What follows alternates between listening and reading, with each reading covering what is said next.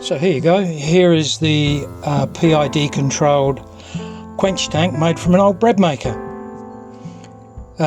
Yeah, I got a bit fed up with trying to control the temperature through putting a piece of steel in the oil and trying to keep the temperature up that way. I had a thermometer in there.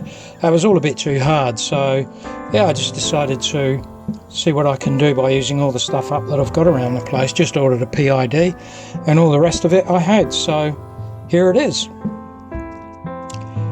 So here you can see that I've literally taken it apart and planning what I'm going to do with it. Completely gutted it, taken everything out. And you can see here there's a plate on the bottom, or a piece of timber that I'm going to mount it on. Here's a diagram. It's pretty basic, and actually I ended up changing this. So I decided there was enough room underneath the quench tank to put it there, so that's what I did. So now I start cutting a hole through for the PID controller. There you go. And now I'm going about just temporary wiring it up, just to make sure it all works okay, exactly as I intended.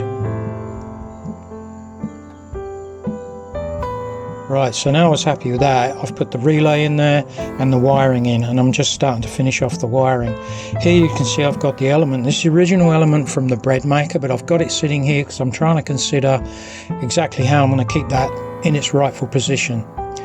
Here's the actual little tank that I'm going to use, and I decided what I'm going to do is make this little stand out of timber, and this is what's going to sit the whole element, the tank and everything on.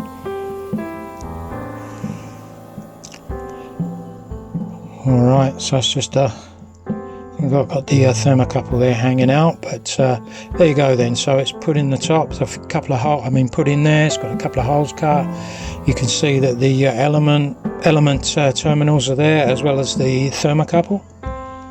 You can't really see it here, but it does sit up off of the insulation. So from that point of view, it's working well. And so now I've got to cut a hole in the top piece of galvanized steel that I had laying around. And I've got to, where you can see here, I've got to consider the insulation. So I've used the insulation that I had left from the other project. And the silicones, high temperature silicone, I'm going to glue it on with. So here you can see it all, the top's been put on, and now the tank is in.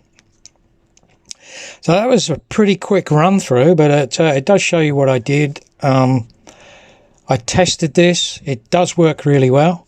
It kept a very stable temperature for as long as I wanted to leave that thing turned on, so it's really effective.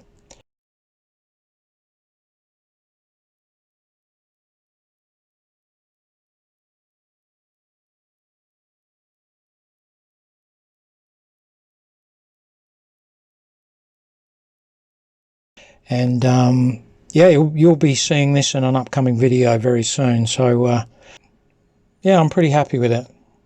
So that's it.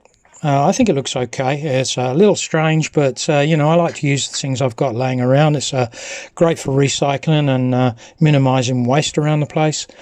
But thanks for watching. Hope you enjoyed it, and please consider subscribing. It helps the channel out a lot. So see you again very soon.